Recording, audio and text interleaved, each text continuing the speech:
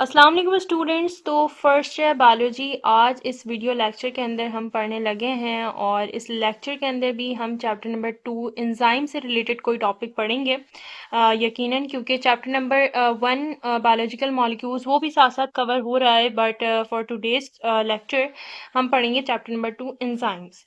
अच्छा, एंजाइम्स में भी काफ़ी सारे टॉपिक्स यानी कुछ टॉपिक्स ऑलरेडी कवर हो चुके हैं। For example we have already discuss the introduction of the enzymes.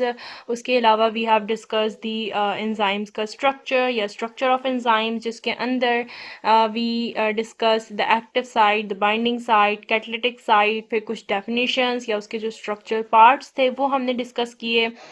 we discussed the cofactor, the prosthetic group, coenzymes, holoenzyme, apoenzyme. So these are all the basic definitions, the basic regions that are basically present in the structure of the enzymes. So ये सारी चीज़ें हम already cover कर चुके हैं in the previous lecture. So if you are concerned about the lectures या आपके कोई concept clear नहीं है किसी भी इनमें से किसी भी topic के, so you can basically watch the lectures from the playlist. तो आप चैनल के ऊपर जाएं, वहाँ पे आपको पूरी एंजाइम्स की एक प्लेलिस्ट मिलेगी और वहाँ पे सारी सीरीज में आपको टॉपिक्स मिलेंगे और एक एक लेक्चर जो है वो सीरीज में डला हुआ है। तो आप वहाँ पे जाके उन लेक्चर्स को ले सकते हैं और अपने जो भी कॉन्सेप्ट्स हैं उन्हें क्लियर कर सकते हैं, या कोई कॉन्सेप्ट नहीं बना हुआ तो वहाँ से आप अपने लेक्चर्स के थ्रू उन कॉन्सेप्ट्स को बिल्डअप कर सकते हैं। So you don't need to rush on topics और उनको आपको ढूंढने की नीड नहीं है।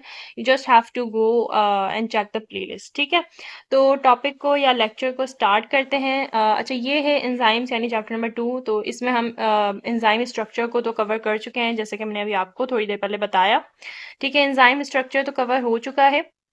इसके अलावा आज जो हम पढ़ेंगे that is basically the mechanism. ठीक है, mechanism of enzyme, basically mechanism of enzyme action को पढ़ने लगे हैं।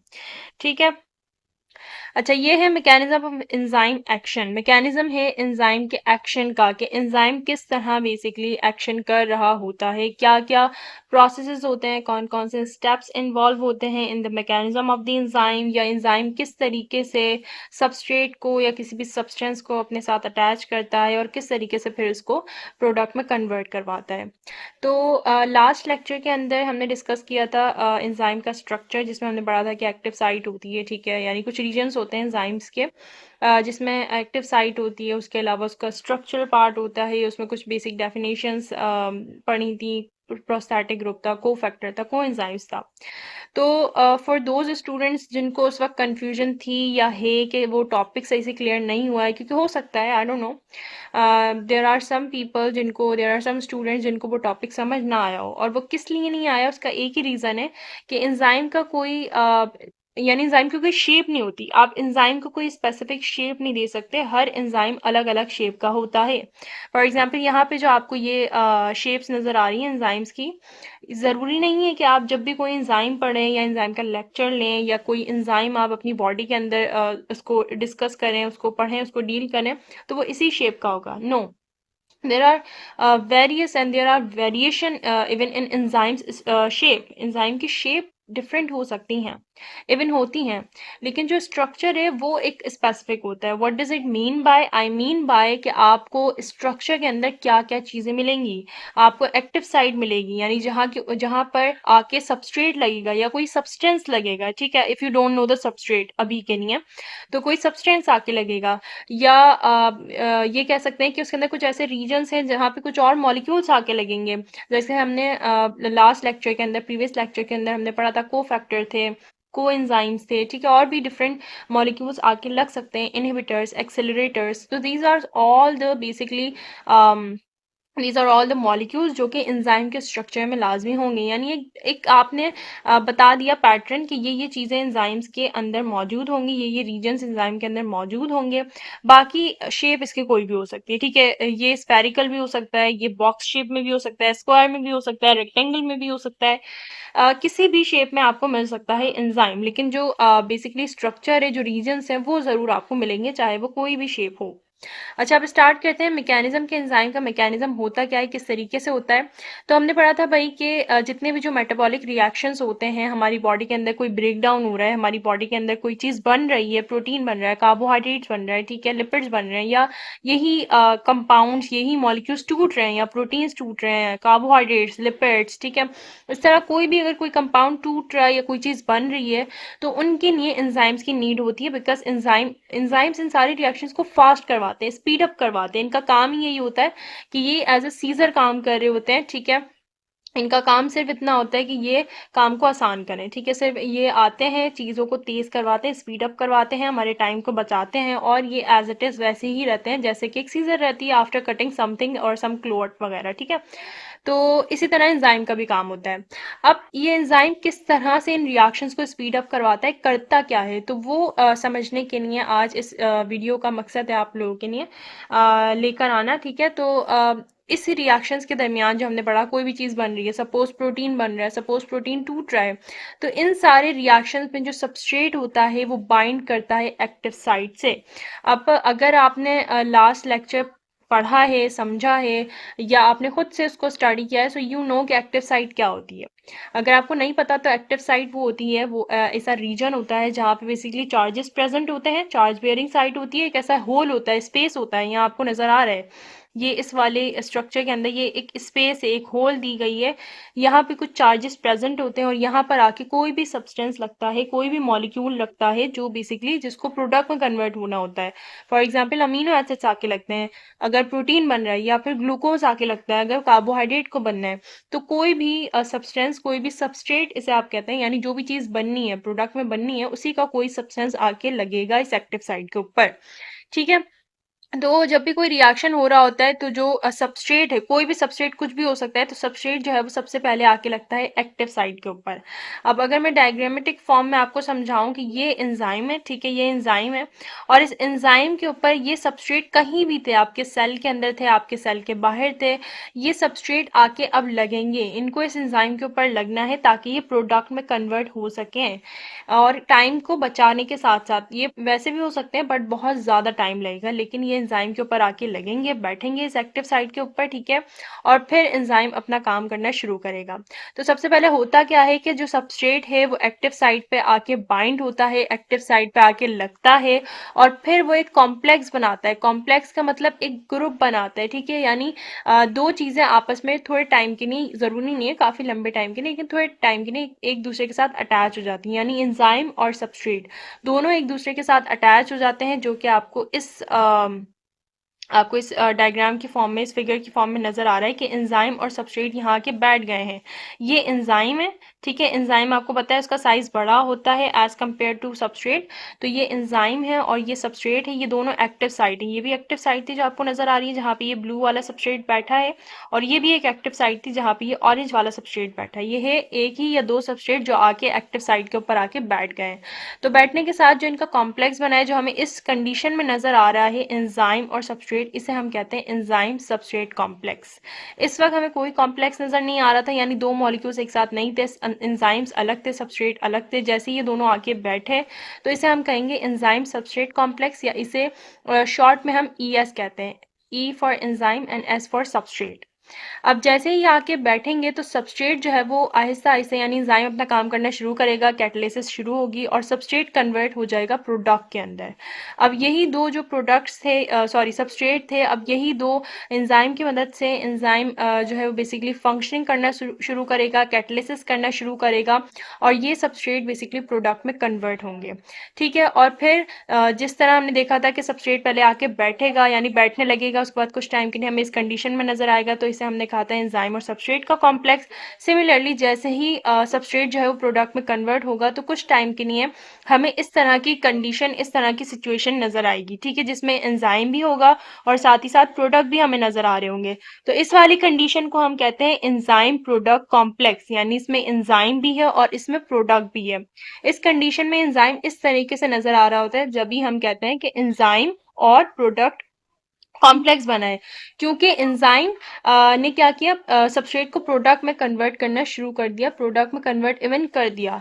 इस वजह से एंजाइम और प्रोडक्ट का कॉम्प्लेक्स हमें मिल रहा होता है। उसके बाद क्या होता है कि फिर जैसे ही प्रोडक्ट बन गया तो प्रोडक्ट रिलीज हो जाएगा, प्रोडक्ट निकल जाएगा, जहां जहां इसको नीड थी अब वो वहां जाना शुरू हो जाएगा। अगर सपोज ये प्रोटीन थी तो प्रोटीन अपने पास यानी सेल्स के पास जाना शुरू हो जाएगा, कार्बोहाइड्रेट से वो जाना शुरू हो जाएंगे अपने डिफरेंट डिफरेंट ऑर्गन्स या डिफरेंट पार्ट्स के पास। तो जो भी प्रोडक्ट थी फिर वो क्या होगी, रिलीज हो जाएगी एक्टिव साइट से, बाहर आ जाएगी एक्टिव साइट से। और जो एंजाइम है, एंजाइम को कुछ नहीं होगा, एंजाइम जो है वो बेसिकली एंजाइम की जो शेप है या एंजाइम की जो क्वांटिटी है वो सेम ही रहेगी। ये बहुत इंपॉर्टेंट पॉइंट है, ये बहुत इस पे फोकस करना है कि एंजाइम को कुछ नहीं होगा। इस पूरे रिएक्शन के अंदर, इस पूरे प्रोसेस के अंदर आपने कहीं ऐसा नहीं देखा कि एंजाइम की जो शेप है वो चेंज हुई हो।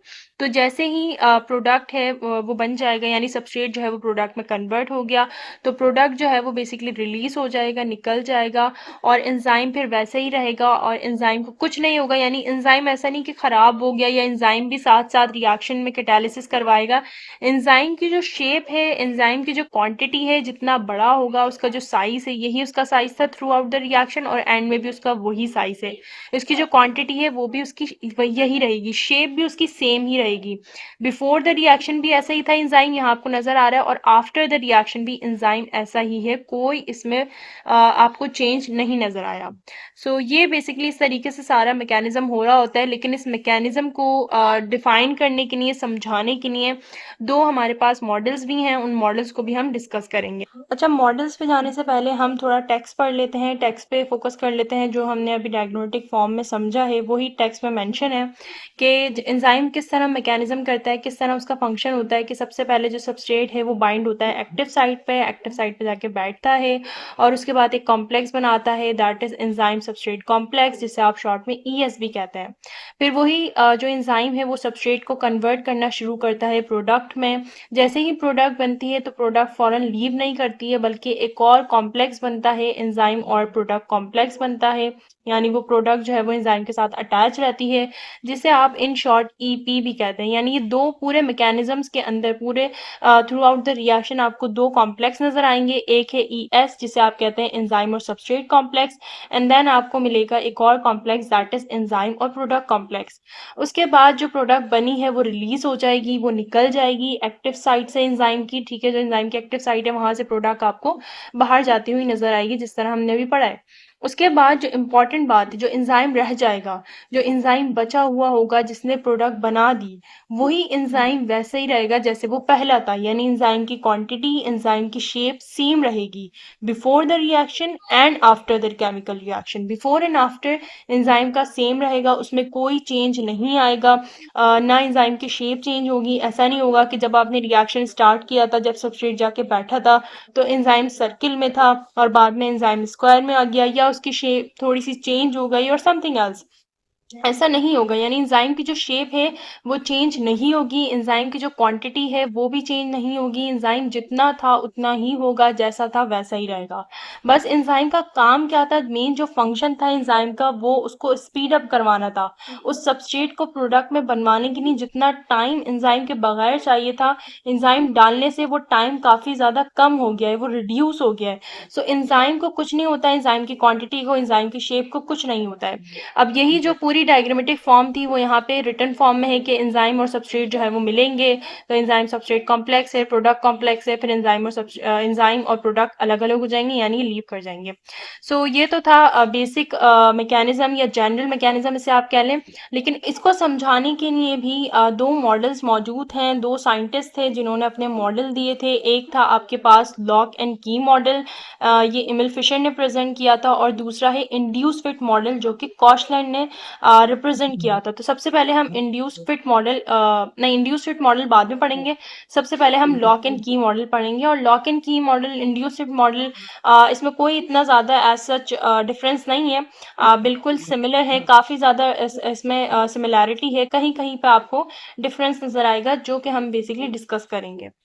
अच्छा, जो पहला मॉडल हमारे पास है वो है लॉक एंड की मॉडल, जो कि एक साइंटिस्ट ने दिया था जिसका नाम है एमिल फिशर। तो एमिल फिशर ने lock and key model propose किया था 1898 के अंदर। ठीक है, 1898 के अंदर इन्होंने अपने इस मॉडल को बेसिकली दिया था, प्रपोज किया था। और इस मॉडल के हिसाब से, यानी ये मॉडल कहता क्या है या अपने मॉडल में क्या बताना चाह रहे थे एमिल फिशर, तो एमिल फिशर ने ये बताया कि एक पर्टिकुलर एंजाइम एक पर्टिकुलर सबस्ट्रेट पे ही एक्ट करता है। यानी अगर किसी सबस्ट्रेट को एक्ट करवाना है या उसको प्रोडक्ट में कन्वर्ट करवाना है तो उसके लिए एक पर्टिकुलर एंजाइम होना लाजमी है। पर्टिकुलर एंजाइम से क्या मतलब है, यानी एक सबस्ट्रेट है, सपोज कोई आपके पास लैक्टोज है, तो लैक्टोज को कन्वर्ट करने के लिए लैक्टेज एंजाइम ही चाहिए होगा, उसको कन्वर्जन के लिए लैक्टेज ही चाहिए होगा, कोई और एंजाइम नहीं आके उसको बेसिकली प्रोडक्ट में कन्वर्ट नहीं कर सकता। तो इस मॉडल के हिसाब से, एमिल फिशर के लॉक एंड की मॉडल के हिसाब से उन्होंने ये बताया कि एक पर्टिकुलर एंजाइम के लिए एक पर्टिकुलर सबस्ट्रेट की नीड होती है, तभी मैकेनिज्म हो पाएगा, तभी कोई रिएक्शन हो पाएगा। अदरवाइज अगर कोई सबस्ट्रेट आता है और उसके लिए कोई स्पेसिफिक एंजाइम चाहिए था, वो नहीं है, तो वो सबस्ट्रेट प्रोडक्ट में कन्वर्ट नहीं होगा। और इसको समझाने के लिए उन्होंने एक example the lock and key model की, जिसके बिहाफ पे उन्होंने इस मॉडल का नाम ही लॉक एंड की मॉडल रखा। उन्होंने ये एग्जाम्पल दी, जिस तरह हमारे पास एक लॉक होता है और उस लॉक को अनलॉक करने के लिए, उस लॉक को खोलने के लिए एक पर्टिकुलर की होती है, एक स्पेसिफिक की होती है, तभी वो लॉक जाके अनलॉक होता है। ठीक है, आप चाहे उससे सिमिलैरिटी रखने वाली कितनी ही कीज लगा दें आप उस लॉक के अंदर, लेकिन वो अनलॉक सिर्फ एक ही की मदद से होगा, जो कि उसमें जाके अटैच होगी, जो कि उसे अनलॉक करेगी। सिमिलरली एंजाइम और सबस्ट्रेट का भी यही बेसिकली रिएक्शन होता है, यही मैकेनिज्म होता है कि अगर कोई सबस्ट्रेट है और उसके लिए एक स्पेसिफिक एंजाइम की नीड थी, कोई जो उसके चार्जेस थे या उसकी जो बेसिकली उसकी जो नीड थी, जो मॉलिक्यूल्स की नीड थी, अगर वो किसी और एंजाइम के पास नहीं है तो वो सबस्ट्रेट जाके प्रोडक्ट में कन्वर्ट नहीं हो सकता उस एंजाइम की मदद से। तो इसीलिए एमिल फिशर ने अपने इस मॉडल को लॉक एंड की मॉडल का नाम दिया था, क्योंकि इसमें उन्होंने ये मेंशन किया था कि एक पर्टिकुलर सबस्ट्रेट को प्रोडक्ट में कन्वर्ट होने के लिए उसके लिए एक स्पेसिफिक या पर्टिकुलर एंजाइम होना ज़रूरी है।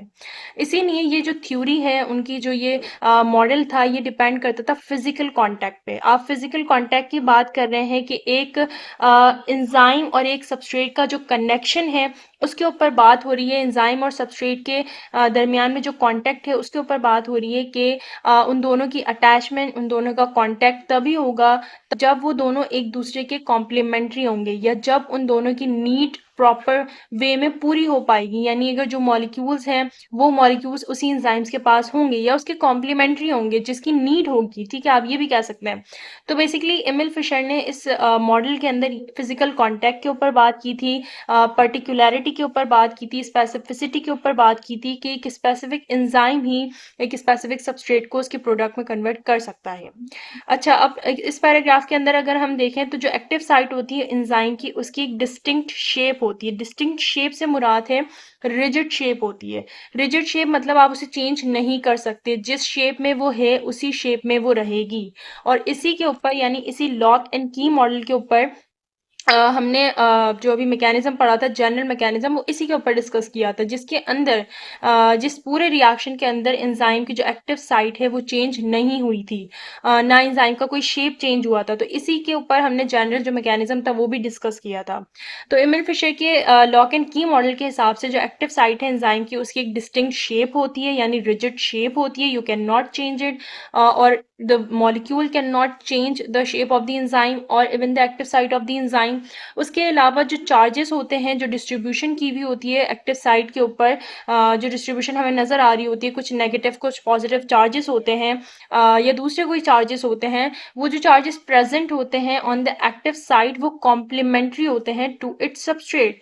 यानी अगर सबस्ट्रेट के कुछ आइंस हैं और एक्टिव साइट के ऊपर कुछ आइंस हैं, अगर वो कॉम्प्लीमेंट्री होंगे, अगर वो मिलते जुलते होंगे, उनकी नीड के प्रॉपर वे में होंगे, उनकी नीड के अकॉर्डिंग होंगे, तभी जाके जो एंजाइम है और जो सबस्ट्रेट है वो जाके रिएक्शन करेंगे, अदरवाइज वो नहीं कर सकेंगे। ठीक है, इसको समझाने के भी लिए भी उन्होंने इसी लॉक एंड की मॉडल का सहारा लिया, यानी लॉक एंड की मॉडल को एक्सप्लेन करने की कोशिश की। उन्होंने बताया कि जिस तरह एक लॉक और की, यानी लॉक और की को उन्होंने रिप्रेजेंट किया कि लॉक अलाउ करता है वेरी फ्यू कीज को, यानी बहुत ही कम जो कीज हैं वो फिट हो पाती हैं लॉक के अंदर, और फिर उन कीज में से भी, उन फ्यू कीज में से भी कोई एक या दो की होती है जो उसे अनलॉक कर पाती है। सिमिलरली एंजाइम भी कुछ ही कॉम्प्लीमेंट्री मॉलिक्यूल्स को, जो उसके मिलते जुलते होते हैं उन कॉम्प्लीमेंट्री मॉलिक्यूल्स को, क्योंकि शेप रिजिड है, एक्टिव साइट की शेप रिजिड है, तो उसकी कॉम्प्लीमेंट्री मॉलिक्यूल्स ही आएंगे जो काफी ज्यादा सिमिलर होंगे टू द एक्टिव साइट। तो उसके जो कॉम्प्लीमेंट्री मॉलिक्यूल्स हैं वो ही फिट हो पाएंगे और रिएक्ट कर पाएंगे, रिएक्शन करेंगे, प्रोडक्ट में कन्वर्ट करेंगे किसी भी सबस्ट्रेट को। उसके अलावा कोई और अगर फेयरली सिमिलर से मुराद अगर थोड़ा बहुत भी डिफरेंस आ जाता है एजेस वगैरह में, या कहीं और थोड़ा बहुत भी डिफरेंस आ जाता है सबस्ट्रेट या एंजाइम्स के बेसिकली कॉम्प्लीमेंट्री मॉलिक्यूल्स में, तो वो उसे रिजेक्ट कर देगा। इवन फेयरली सिमिलर मॉलिक्यूल्स को वो रिजेक्ट कर देगा। ये जो मॉडल है उन्होंने इसके अकॉर्डिंग बताया, लॉक एंड की मॉडल के अकॉर्डिंग एमिल फिशर ने एक्सप्लेन किया कि ये एंजाइम वर्क करते हैं एब्सोल्यूट स्पेसिफिसिटी पे। अब यहाँ पे कंफ्यूज होने की ज़रूरत नहीं है कि अगर लॉक एंड की मॉडल, जब बच्चे पढ़ लेते हैं lock and key model, induce fit model, तो वो समझ नहीं पाते कि कौन सा मॉडल ठीक है, कौन सा मॉडल गलत है, या हमें किस मॉडल को सही समझना चाहिए, बॉडी के अंदर कौन सा मॉडल हो रहा होता है। तो देखें, इसकी कोई एक्सप्लेनेशन नहीं है, इसकी कोई जस्टिफिकेशन नहीं है। हम ये नहीं कह सकते कि lock and key model he follow हो रहा होता है हमारी बॉडी के अंदर या डिफरेंट मैकेनिज्म्स के अंदर, या इंड्यूस फिट मॉडल ही हो रहा होता है। वी कैन नॉट से इट प्रॉपरली, क्योंकि कुछ ऐसे एंजाइम हैं जो इंड्यूस फिट मॉडल को फॉलो करते हैं और कुछ ऐसे एंजाइम हैं जो लॉक एंड की मॉडल को एक्सप्लेन कर रहे होते हैं या वही मैकेनिज्म को फॉलो कर रहे होते हैं। सो लॉक एंड की मॉडल भी ठीक है, इंड्यूस फिट मॉडल भी ठीक है, बट ये डिपेंड करता है कि लॉक एंड की मॉडल कहाँ हो रहा है या इंड्यूस फिट मॉडल कहाँ फॉलो हो रहा है। ठीक है, तो ये enzyme according to lock and key model ये एब्सोल्यूट स्पेसिफिसिटी पे काम कर रहे होते हैं, यानी सिर्फ एक ही सबस्ट्रेट को कैटलाइज कर सकते हैं और उस सबस्ट्रेट के लिए ही एक ही एंजाइम मौजूद होगा। जैसे कि मैंने लैक्टोज और लैक्टोज की एग्जांपल दी थी कि लैक्टोज एक सबस्ट्रेट है, वो सिर्फ लैक्टेज के पास ही जाके लगेगा और किसी एंजाइम के पास जाके नहीं लगेगा। ठीक है, बाकी डायग्रामेटिक फॉर्म ये वही है जो हमने ऑलरेडी डिस्कस कर ली थी, एंजाइम और सबस्ट्रेट का कॉम्प्लेक्स, एंजाइम प्रोडक्ट का कॉम्प्लेक्स और प्रोडक्ट फिर लीव कर जाएगी। ठीक है, तो ये था लॉक एंड की मॉडल। इस मॉडल में सिर्फ दो ही इंपॉर्टेंट बात है। एक तो ये कि इसमें फिजिकल कांटेक्ट की बात हो रही है, इसमें बताया जा रहा है कि सबस्ट्रेट और एंजाइम इन दोनों का कनेक्शन बहुत ज़रूरी है, इन दोनों की स्पेसिफिसिटी बहुत ज़रूरी है, यानी इस पूरे मॉडल के अंदर स्पेसिफिसिटी के ऊपर काफ़ी ज़्यादा गौर किया गया है, काफ़ी ज़्यादा बताया गया है कि जो शेप है वो रिजिड है एक्टिव साइट की। दूसरी इंपॉर्टेंट बात ये रिजिड वाली है कि जो एंजाइम की जो एक्टिव साइट है लॉक एंड की मॉडल के अकॉर्डिंग वो रिजिड है, वो चेंज नहीं हो सकती, ना ही एक्टिव साइट चेंज होगी, ना ही एंजाइम का स्ट्रक्चर चेंज होगा। ठीक है, तो ये इंपॉर्टेंट बात है about lock and key model. अब जो दूसरा मॉडल है वो है इंड्यूस्ड फिट मॉडल। तो इंड्यूस्ड फिट मॉडल को पेश करने वाले, प्रपोज करने वाले जो साइंटिस्ट थे वो कॉशलैंड थे। 1959 में इन्होंने इस मॉडल को प्रपोज किया, पेश किया, और इन्होंने इसका नाम रखा induce fit model. Induce fit model नाम रखने की भी इनकी साइंस थी, एक लॉजिक थी, जो कि अब हम डिस्कस करने लगे हैं। तो अकॉर्डिंग टू कॉशलैंड, कॉशलैंड ने कहा कि जब भी सबस्ट्रेट कंबाइन होता है एंजाइम के साथ, जैसे ही सबस्ट्रेट कंबाइन होगा, आके लगेगा एंजाइम के साथ, तो वो क्या करेगा, वो कुछ चेंजेस लेकर आएगा एंजाइम के स्ट्रक्चर के अंदर। इन्होंने बिल्कुल ऑपोजिट बात की, लॉक एंड की मॉडल की बिल्कुल ऑपोजिट बात की, यानी एमिल फिशर के अगेंस्ट गए। उन्होंने कहा कि ऐसा नहीं होता कि एंजाइम और सबस्ट्रेट लग जाए और कोई चेंजेस नहीं आए, बल्कि चेंजेस आती हैं। जैसे ही सबस्ट्रेट एंजाइम के साथ जाके बैठता है तो वो कुछ चेंजेस लेकर आता है एंजाइम के स्ट्रक्चर के अंदर। इन्होंने सिर्फ ये नहीं बताया कि चेंजेस लेकर आते हैं एंजाइम के अंदर सबस्ट्रेट, बल्कि ये भी एक्सप्लेन किया कि ये एफिशिएंटली वर्क करवाता है। जो चेंजेस आती हैं एंजाइम के अंदर जैसे ही सबस्ट्रेट बैठेगा, जैसे ही अब चेंज होने लगा एंजाइम के अंदर उसकी एक्टिव साइट में या ओवरऑल स्ट्रक्चर के अंदर, तो उस चेंजेस की मदद से, उसकी हेल्प से एंजाइम एफिशिएंटली काम करता है। एफिशिएंटली मतलब वो अपने मैकेनिज्म को, अपने प्रोसेसेस को और एफिशिएंटली और स्पीड अप करवाएगा और बेहतरीन तरीके से करवाएगा जैसे ही उसमें चेंजेस आएंगे।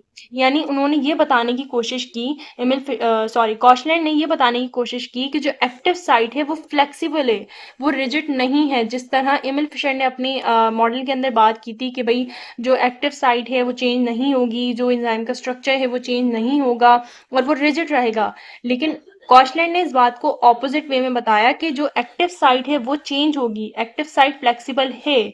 और क्यों फ्लेक्सिबल है ये भी इन्होंने एक्सप्लेन किया कि जो चेंज है एक्टिव साइट में वो कब आएगा, ये भी उन्होंने बताया कि जो चेंज है वो कब आएगा, वो आएगा ड्यूरिंग कैटलिटिक रिएक्शन, जब कैटलिटिक रिएक्शन होगा। कैटलिटिक रिएक्शन कब होता है, जब कन्वर्जन होती है सबस्ट्रेट की, यानी कन्वर्जन का मतलब जब सबस्ट्रेट प्रोडक्ट में कन्वर्ट होगा, जब वो प्रोडक्ट में तब्दील हो जाएगा, जब वो प्रोडक्ट बना लेगा, ठीक है। कोई भी एंजाइम जब बना रहा होगा सबस्ट्रेट में, सबस्ट्रेट से प्रोडक्ट में कन्वर्ट कर रहा होगा, उस दौरान वो चेंजेस हमें नजर आएंगी, वो शेप में चेंजेस या ओवरऑल चेंज हमें नजर आएगा एंजाइम के अंदर, या फिर एक्टिव साइट के अंदर चेंज हमें नजर आएगा। बाकी उन्होंने ये बताया फ्लेक्सिबिलिटी के हवाले से कि भाई जब फ्लेक्सिबिलिटी आएगी, जब थोड़ी सी चेंजेस आएंगी, तो उससे एंजाइम को कोई इफेक्ट नहीं आएगा, या एंजाइम जो है वो एंजाइम का स्ट्रक्चर इफेक्ट नहीं होगा, या ऐसा नहीं होगा कि एंजाइम अपना काम खराब कर रहा है, काम रोक रहा है, बल्कि वो एफिशिएंटली काम करेगा, मजीद वो उसको स्पीड अप करवाएगा, ठीक है। और बाकी उन्होंने ये एक्सप्लेन कर दिया कि कब किस पॉइंट के ऊपर जो है बेसिकली चेंजेस आएगी। तो अगर इस डायग्राम के अकॉर्डिंग, जैसे कि हमने एमिल फिशर की डायग्राम देखी थी, अगर हम कॉशलैंड की एक्सप्लेनेशन को देखें, डायग्रामेटिक फॉर्म के देखें, तो यहाँ पे आपको एंजाइम नजर आ रहा है, ठीक है। और ये दो सबस्ट्रेट हैं जो कि एक्टिव साइट पे आके बैठेंगे। अब अगर आप थोड़ा सा इस पर फोकस करें, तो ये एक्टिव साइट और सबस्ट्रेट का जो शेप है थोड़ा सा चेंज है। ये बिल्कुल इस शेप में आपको नजर नहीं आ रही, और ये बिल्कुल ट्राइंगल शेप में आपको एक्टिव साइट नहीं नजर आ रही, बट स्टिल ये जो सबस्ट्रेट हैं वो आके बैठेंगे इस एक्टिव साइट के ऊपर, और जैसे ही ये बैठेंगे तो ये कुछ चेंजेस लेकर आएंगे एक्टिव साइट में, and you can clearly see कि जो एक्टिव साइट है वो अब चेंज हो रही है, यानी ये बिल्कुल इसी फॉर्म में आ रही है जिस तरह सबस्ट्रेट थे। उसके बाद एंजाइम जब प्रोडक्ट बनाना शुरू करेगा, जैसे ही सबस्ट्रेट बैठ गए हैं, चेंजेस ले आए हैं एक्टिव साइट के अंदर, अब एक्टिव साइट की वजह से जो पूरा एंजाइम का स्ट्रक्चर है वो भी आहिस्ता आहिस्ता चेंज होना नजर आ रहा है, हमें चेंज होता हुआ नजर आ रहा है इन द डायग्राम। क्या आपने देखा, जैसे ही यहाँ पे एक्टिव साइट चेंज हुई और अब प्रोडक्ट में कन्वर्ट होना शुरू हो गया एंजाइम सबस्ट्रेट, जैसे ही एंजाइम ने प्रोडक्ट में कन्वर्ट करना शुरू किया सबस्ट्रेट को, तो अब हमें नजर आ रहा है कि जब एंजाइम और प्रोडक्ट कॉम्प्लेक्स बना, तो उस दौरान एंजाइम की जो अपनी शेप है वो चेंज हो गई है। और चेंज होने के बाद जैसे ही प्रोडक्ट लीव करेगा, निकलेगा, यानी इससे बाहर जाएगा, अपने अपने फंक्शन परफॉर्म करने जाएगा, प्रोडक्ट जैसे ही निकलेंगी तो एंजाइम का शेप वही हो जाएगा जैसे पहले था, before the attachment of the substrate जो एंजाइम का शेप था अब वो वैसी हो जाएगा। यानी एंजाइम का शेप वो वाली बात ठीक रहेगी जो हमने जनरल मैकेनिज्म में पढ़ी थी, कि जो शेप है एंजाइम की और जो क्वांटिटी है एंजाइम की वो सेम रहेगी before and after the reaction. So इसमें कंफ्यूजन की बिल्कुल भी गुंजाइश नहीं है कि आप समझें कि हमने जो पहले जनरल मैकेनिज्म समझा था वो गलत हो गया, या वो उसमें कंफ्यूजन है, वो कैसा रहेगा। तो एंजाइम की शेप आपने याद रखनी है, और एंजाइम की क्वांटिटी, इसमें कोई चेंजेस आपको नहीं नजर आएंगे बिफोर एंड आफ्टर। ये आपका बिफोर है and this is the after, जब प्रोडक्ट लीव कर रहे हैं, जब काम हो गया है, एंजाइम की जो नीड थी वो प्रॉपर वे में यूज हो गया है एंजाइम, तो अब आपको कोई भी इसमें चेंज नजर नहीं आ रहा। ऑल्दो रिएक्शन के दौरान, थ्रू आउट द रिएक्शन, एक पॉइंट पे आपको लॉक एंड की मॉडल के अंदर नहीं बल्कि इंड्यूस फिट मॉडल के अंदर आपको ये चेंज नजर आएगा। और जब भी इस मॉडल का नाम इंड्यूस फिट मॉडल रखा है, क्योंकि इसने इंड्यूस किया, क्या इंड्यूस किया, चेंजेस लेकर आया, चेंजेस को इंड्यूस किया, लेकर आया। इंड्यूस मतलब होना, इंड्यूस का मीन्स क्या होता है कि कोई भी चीज लेकर आना, ठीक है, जोर देना, ये लेकर आना, ये मीनिंग होता है बेसिकली इंड्यूस का। तो एंजाइम ने क्या किया, एंजाइम ने नहीं, सबस्ट्रेट ने क्या किया, सबस्ट्रेट ने आके एक्टिव साइट को उसके अंदर चेंज इंड्यूस किया, चेंजेस लेकर आया। सो इस तरीके से सारा मैकेनिज्म होता है एंजाइम का। और ये दो आपने मॉडल्स पढ़े आज मैकेनिज्म ऑफ एंजाइम एक्शन में। दो तरीके से एंजाइम के जो मैकेनिज्म है वो हो सकते हैं। एक हो सकता है according to log and key model, जिसमें जो एक्टिव साइट है वो रिजिड रहेगी और कोई चेंज आपको नजर नहीं आएगा एक्टिव साइट के अंदर, रिजिड रहेगी एक्टिव साइट, और जो एंजाइम है वो through out the reaction same रहेगा, और सिर्फ स्पेसिफिक या पर्टिकुलर एंजाइम और पर्टिकुलर सबस्ट्रेट का फिजिकल कांटेक्ट नजर आएगा। लेकिन अगर बात करें इंड्यूस्ड मॉडल में, तो उसमें आपको थोड़ा सा ऑपोजिट मिलेगा। इसमें आपको जो एक्टिव साइट है वो फ्लेक्सिबल मिलेगी, जो कि चेंज उसमें आ सकता है, और चेंज इवन आएगा, और चेंज आने के बाद एंजाइम का स्ट्रक्चर के भी ऊपर चेंज आएगा और एंजाइम और एफिशिएंटली काम करेगा। तो ये दो मॉडल्स थे जो आज हमने डिस्कस किए, दो मॉडल को हमने एक्सप्लेन एक्सप्लेन किया, पढ़ा और समझा कि एंजाइम किस तरीके से काम कर रहा होता है। So this is all about mechanism. और अगर इसमें स्टिल आपको कोई कन्फ्यूजन है तो आप इसे रिवर्स करके भी देख सकते हैं। और आपको फिर भी कन्फ्यूजन क्लियर नहीं होती है तो आप मुझे कमेंट करके बता सकते हैं, और जो भी आपकी कन्फ्यूजन है वो आप कमेंट में लिख सकते हैं।